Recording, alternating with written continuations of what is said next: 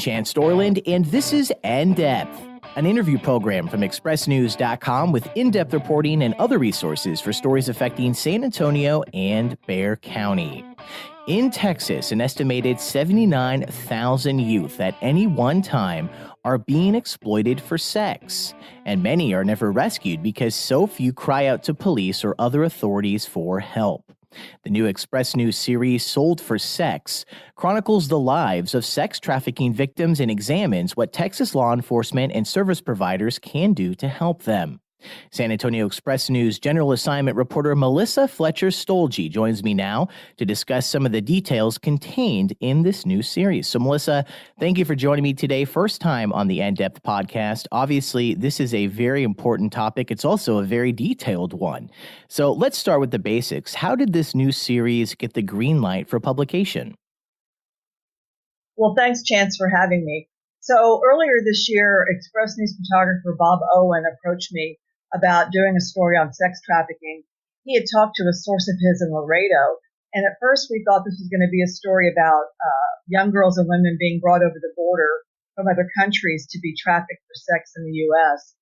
But I did a little digging, and I came to find out that actually a big part of this problem is, homegrown, you could say, with pimps finding and exploiting underage girls and women here in Texas and in other states. So I started realizing this was a problem that was, homegrown. And I took the idea to my editors, and they were all for it because they could see this was really a big problem. So that's how the new series made its way to the paper and also online at expressnews.com, where now you have several articles already published. How long do you anticipate reporting on this topic? How many more articles do you think you'll have? Well, I'm not sure at this point since it just got in the paper, but we know there have been other cases.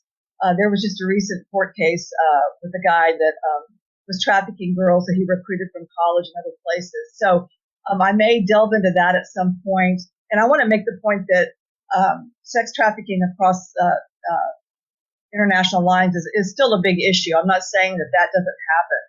I'm just saying that this is a big problem with the study out of the University of Texas at Austin, showing that a lot of these girls are, recruited within their own states and homes. So I think I might be looking into some other cases and seeing if there's any other parts of the story that I wasn't able to approach this time for space reasons. Certainly, it's a huge problem, even with, Backpage, which was the internet website where a lot of the stuff gets started. That was shut down this April. But there are other websites that are popping up. Whenever sex and money is involved, people will find loopholes. They'll find a way to do this. So I may just continue to look at what other ways is this happening and what are other solutions that can be brought to bear to fix it.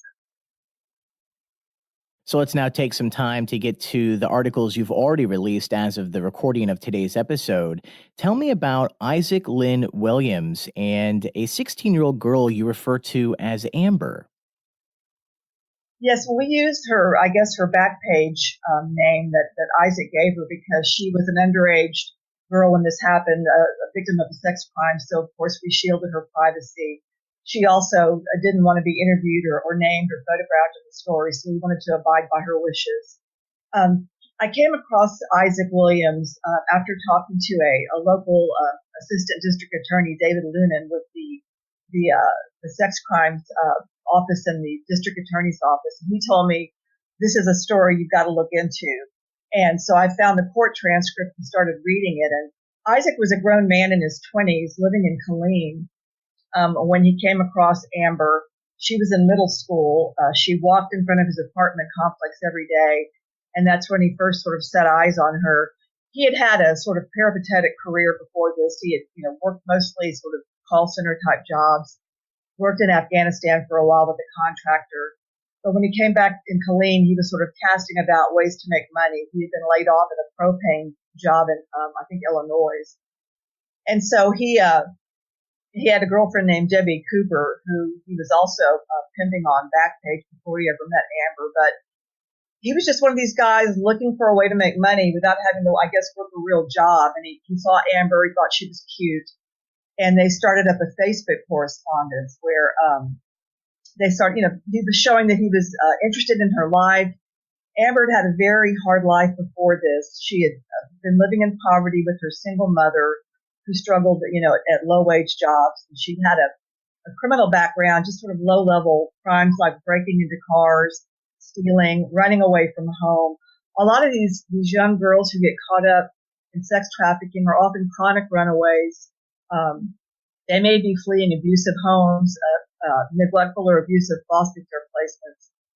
Some folks said that the foster care system here in Texas is basically a pipeline to the sex trafficking industry, because these young girls, and some of them are boys, are disenchanted, they're wounded, they're neglected, they've been abused. And then these pimps like Isaac come along and show them attention, show them love, buy them things.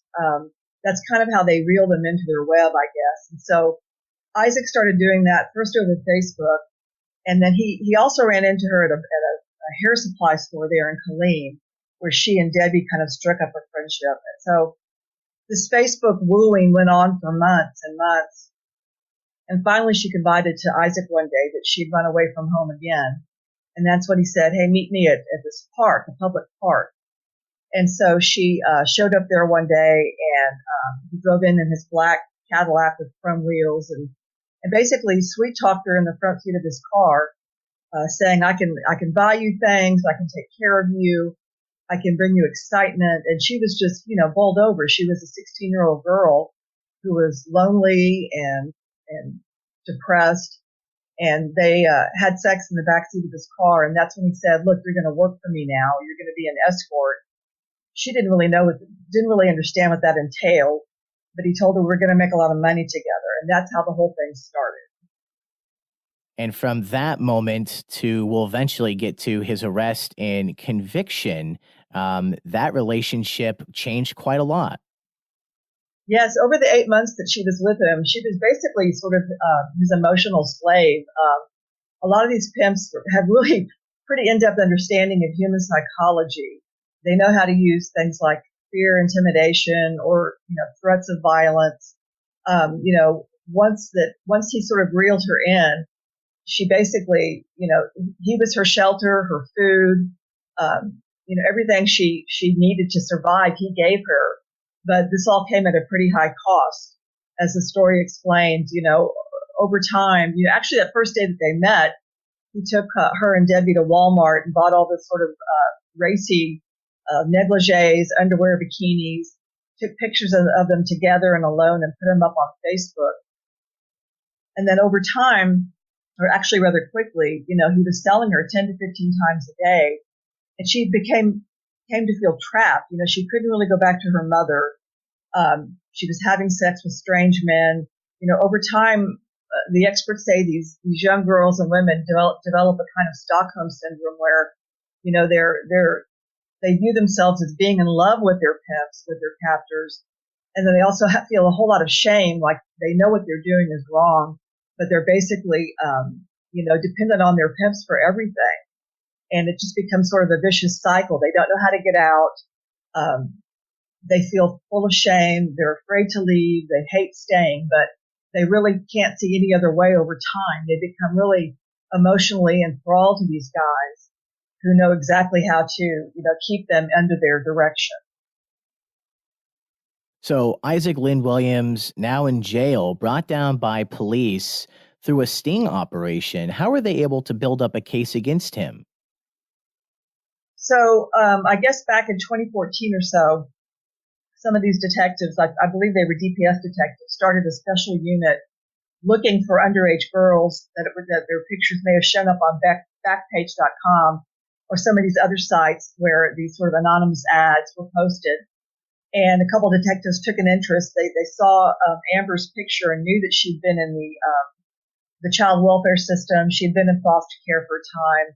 They knew she had, had been on probation. So they started kind of cross-checking her Backpage ad with some of the documents they had. And so over time, they got all these ads from Backpage, all kinds of forensic evidence like Facebook texts and phone calls. They just started really doing the sort of in-depth, laborious work that goes into these cases. It takes a lot of time. It's very, very labor intensive. But over time, they started building all these ads, accounts, payments, texts, phone calls that connected both Amber and Debbie, which her back page name was Candy, with Isaac. But it took months. And then finally, they undertook a sting operation where one of the detectives responded to some of these ads that Candy was posting, that actually Isaac was posting, but it looked like Candy was posting on Backpage. And they became undercover agents, and they were going to be Johns, right? So they set up a meeting. The first time was in San Antonio, at a hotel in San Antonio. But that fell through. For some reason, Candy quit texting. But a couple days later, they set up another undercover operation in a hotel in Killeen. And so the detective showed up and met with Candy at a side entrance to this hotel. As they were going up the stairs to the hotel room, they arrested Candy and took her to a room, placed her under arrest. And then one of the detectives went up to the room and found Amber there, sitting on a bed. And he recognized through a crack in the door was open. He smelled all this marijuana, that it was in fact Amber's picture. And the first thing he said to her is, "We're not here to arrest you, we're here to recover you." So after that, they took her to another room, and a female agent interviewed her for a good hour, and she spilled with all the horror and the terror of what she had gone through for the last 8 months. And while this was going on, as the interview was almost over, here comes Isaac pulling up in his black Cadillac into the parking lot of the hotel. And there were like 6 or 7 detectives involved by then. They surrounded his car with their guns drawn. He tried to back out, but the jig was up by then, and they arrested him. And they found in the trunk of his car condoms, lubricants of the same brand that were in the hotel room, as well as his spiral notebook where he kept careful track of all these assignations with Johns over the many months, receipts from hotels. It was pretty clear at that point that he was the pimp, even though he had tried over the 8 months to stay basically invisible. Candy and Amber were the ones that were texting with these potential Johns over text. He tried to stay as in the background as possible to kind of keep his whole role visible. But on that day when he was finally arrested, there were so many links, phone records, computer records, that it was pretty clear that they had an airtight case against him when he finally showed up in a courtroom. But of course, that took some time because he absconded and was on the lam for about a year. He went to, I think it was the Dominican Republic, to hide out. But over many months, a whole confluence of law enforcement tried very hard to find him, and they finally did, and they brought him to justice. Now, if all that wasn't enough, there's a lot more to this story. You have Williams fleeing the country, and also, unfortunately, Amber and her family survived an attack in their home. Yeah, this is a pretty wild part of the story, and I think it's why David Lunan, that district attorney, wanted me to focus on this case. Like a day before that he was supposed to, that Amber and her mother were supposed to come and testify against him, a masked man in a black ski cap and gloves showed up at the mother's apartment in Killeen, fully armed, and started shooting. Amber and her mother lived there with some other relatives, and he shot 3 or 4 of them. A brother-in-law was multiply injured. Her mother was shot. He shot at Amber's head, and she fell down and played dead, which is the bullet didn't cause any damage. But she testified later that playing dead was the only reason she survived, she thinks. So it was never conclusively found in the court that Isaac was the shooter. It might have been somebody else that he hired. Who knows? That was all alleged. But the message was sent, testify against me and you're going to die. That's basically what happened. And after that shooting, Amber and her mother decided they weren't going to testify. They went to a battered women's shelter first. And some of the attorneys came up to try to coax them to continue, in their desire and mission to put this guy away. But they were afraid for their lives. So they basically went off the grid, refused to cooperate. And that looked like that was going to be that for a while. Then, of course, Williams absconded. He went on the lam. But by the time they finally found him and brought him back to the U.S., Amber had a change of heart. She, in the months after the shooting, she found herself living in fear, having panic attacks whenever she saw a black Cadillac, whenever she saw a man who looked like Isaac. She was just struck in fear, and she finally decided she just didn't want to live that way. So after a period of months, she had a change of heart and decided, yes, she would testify. Yes, her mother would testify. And that's what finally gave Isaac his day in court. The attorneys, Lunan was actually the prosecuting attorney. They laid out their case over a week in District Court Wayne 87. And again, it was pretty damning. Isaac, his whole defense was the idea he was an innocent man who had been duped by these two conniving women, that they were actually the head of this prostitution ring, and he was just sort of the poor guy that was dragged along with it.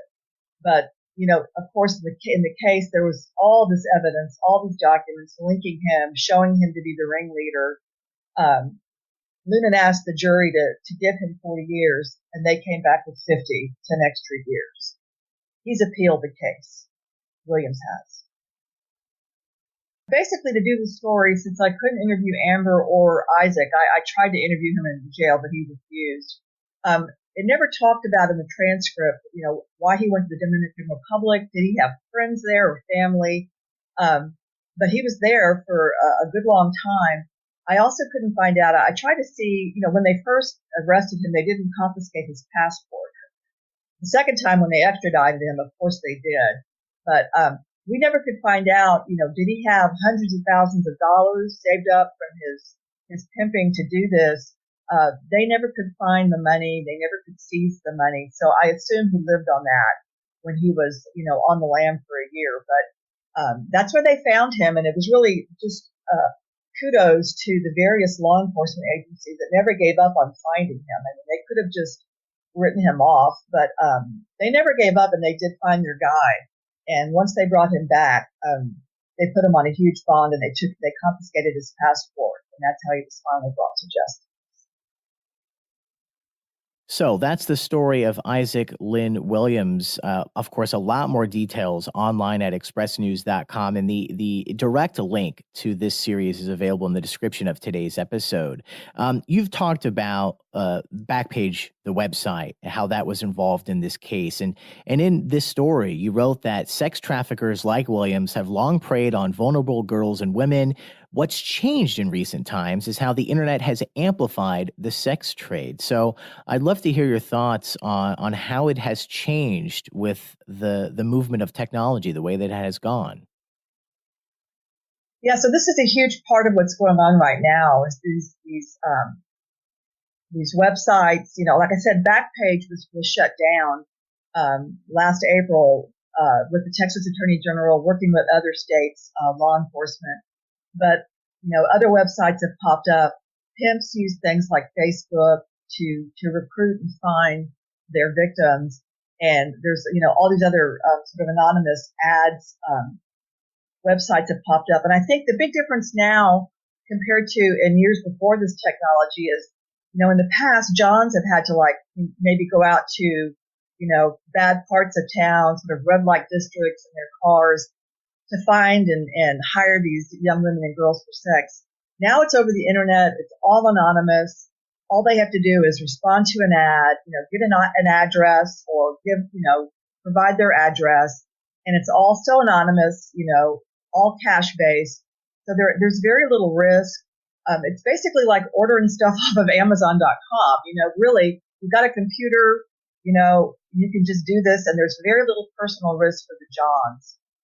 As it was in the past, they would expose themselves by having to go out in their cars or whatever. Now it's all done from the comfort and convenience of their living room, and that's part of the whole sort of evil of this whole trade is how anonymous it is, how easy it is, and how hidden it is. These hotels, like I said in the story, they're name brand, trademark hotels that a traveler might stay in. You could be on your vacation and have no idea that in the next room, a 14-year-old girl is being sold for sex. But that's just the whole anonymous sort of, very, very faceless way this is done. But these are really human beings who are being hurt.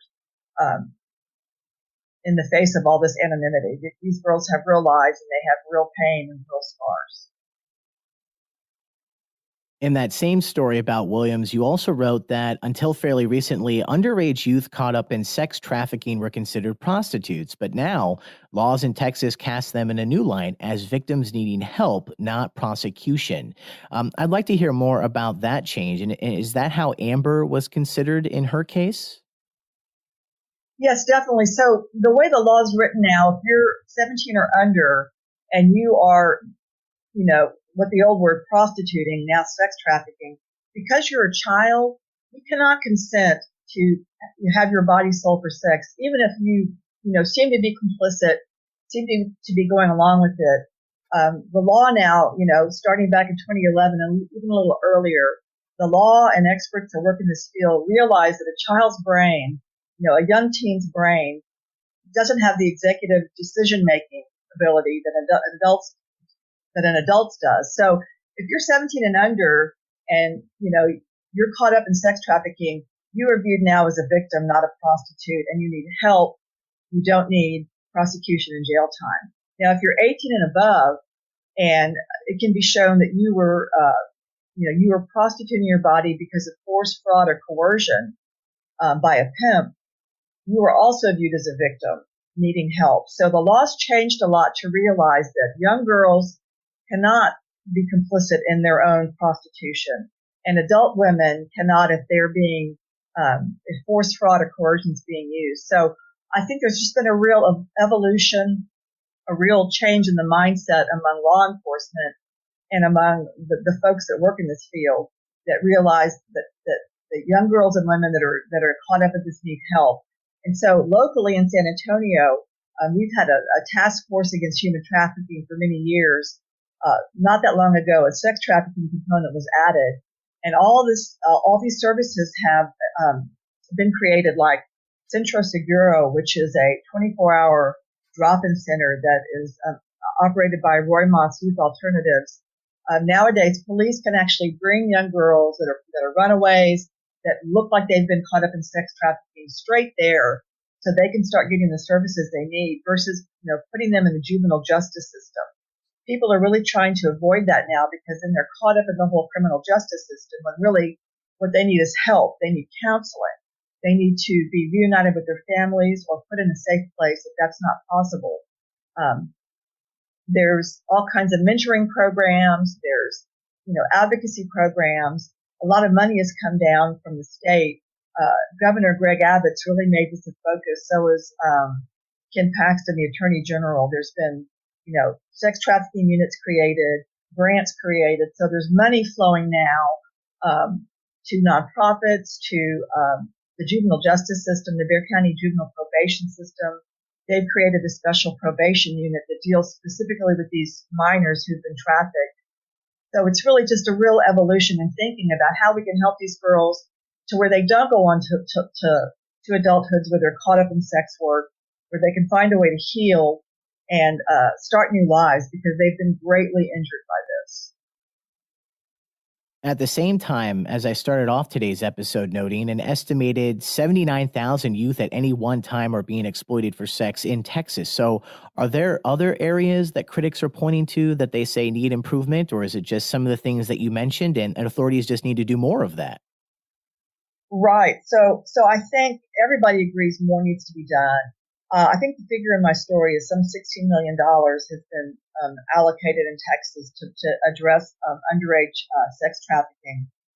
But there's been a lot of bills related to this for the Texas legislature.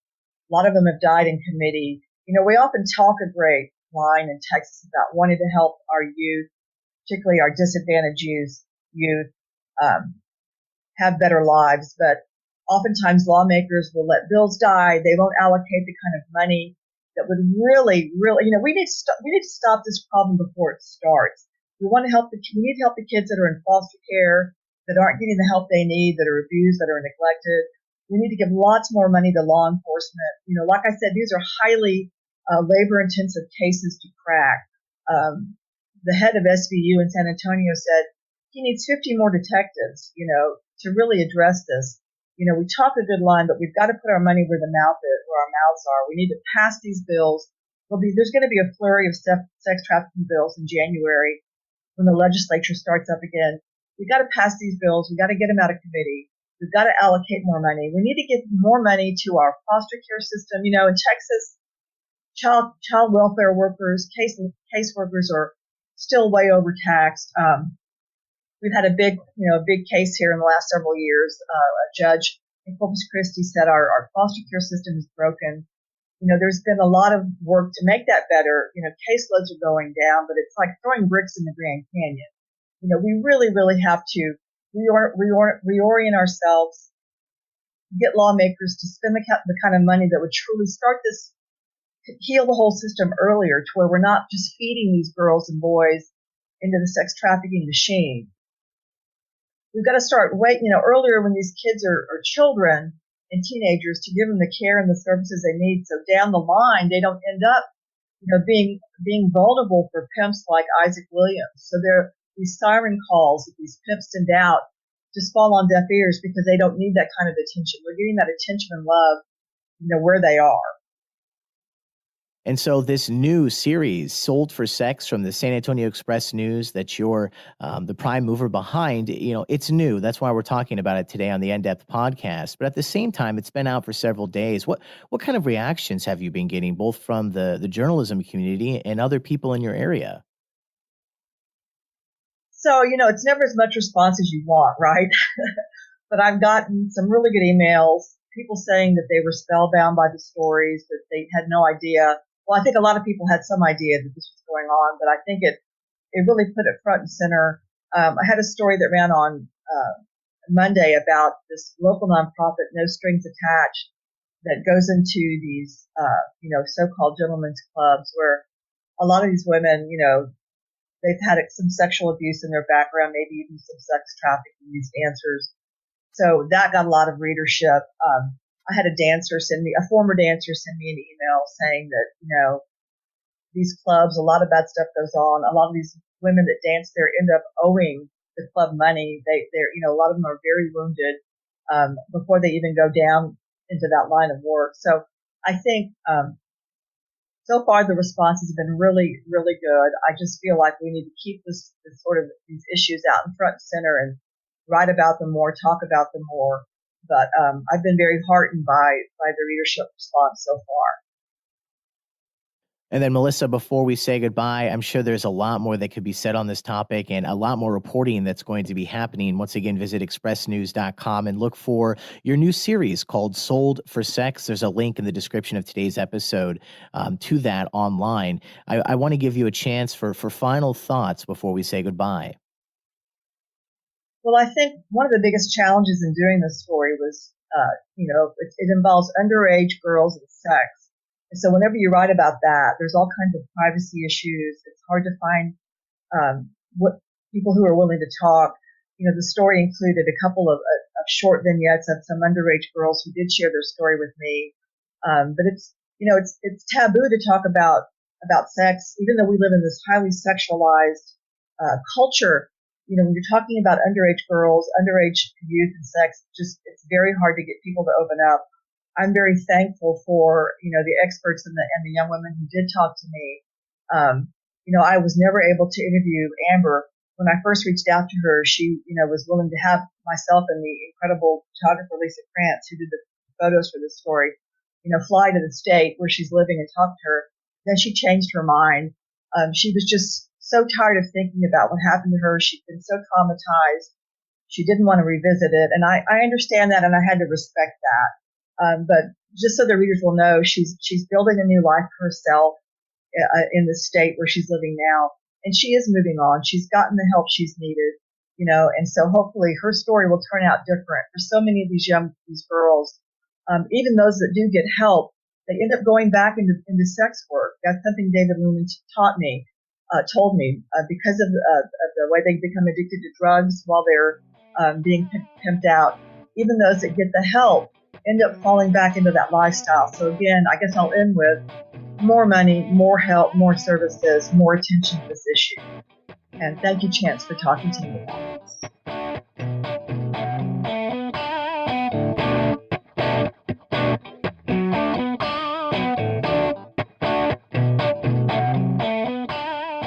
And a tremendous thank you to San Antonio Express News General Assignment reporter Melissa Fletcher Stoeltje for joining me for today's important episode of the In-Depth Podcast, an interview program from expressnews.com.